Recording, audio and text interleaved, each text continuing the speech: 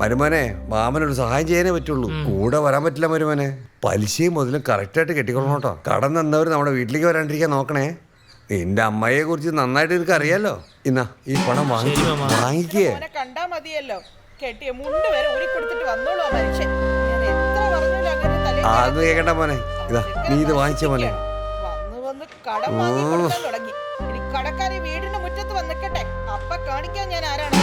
പ്രസവിച്ചിട്ടേച്ച് പോയതാ, അന്ന് കേട്ടി തൊഴിൽ വെച്ചതാ, ഇന്ന് ചുമന്നോണ്ട് അടക്കം അങ്ങേര്.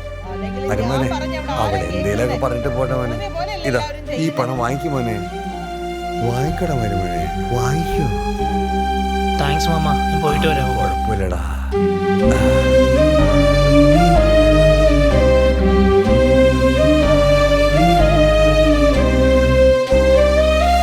മരുമോനെ,